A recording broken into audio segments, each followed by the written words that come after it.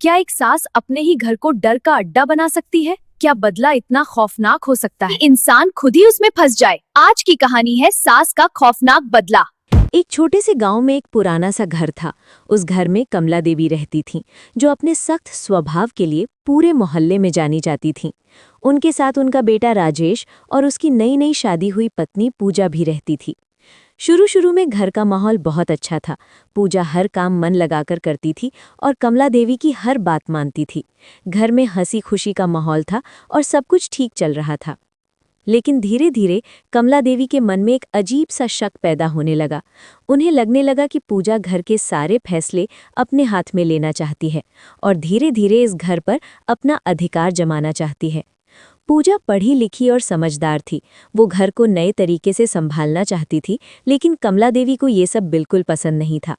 इसी बात को लेकर दोनों के बीच छोटी छोटी बातों पर बहस होने लगी।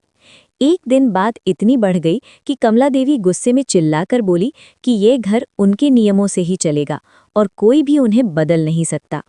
पूजा ने बहुत शांत होकर समझाने की कोशिश की कि वो सिर्फ घर को बेहतर बनाना चाहती है, लेकिन कमला देवी के दिल में बैठा शक अब गुस्से में बदल चुका था।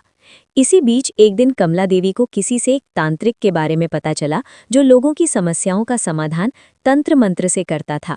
कमला देवी के मन में बदले की भावना इतनी गहरी हो चुकी थी कि उन्होंने उसी समय उस तांत्रिक के पास जाने का फैसला कर लिया।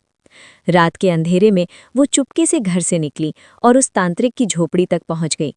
तांत्रिक ने अपनी डरावनी आवाज में उनसे पूछा कि वो किससे बदला लेना चाहती हैं। कमला देवी ने बिना हिचकिचाए अपनी बहू पूजा का नाम ले लिया।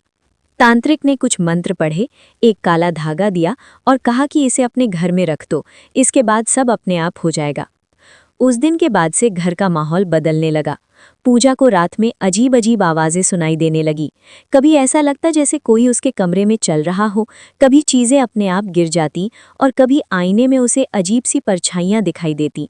पूजा बहुत डर गई और उसने ये बात राजेश को बताई, लेकिन राजेश ने उसकी बात को मजाक में टाल दिया। दिन बीतते गए और पूजा का डर बढ़ता गया।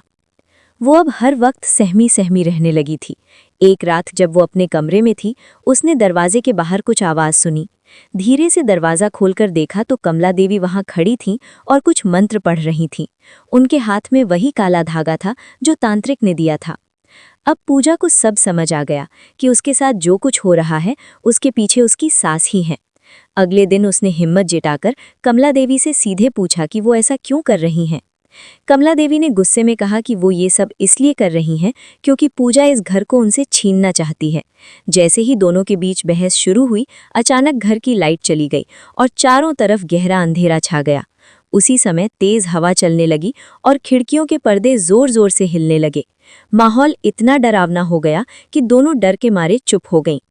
तभी अचानक एक डरावनी आवाज पूरे घर में गूंज उठी कि जो दूसरों के लिए गड्ढा खोदता है वो खुद उसमें गिरता है। ये सुनकर कमला देवी के चेहरे का रंग उड़ गया। उन्हें एहसास होने लगा कि उन्होंने बहुत बड़ी गलती कर दी है, लेकिन अब बहुत देर हो चुकी थी।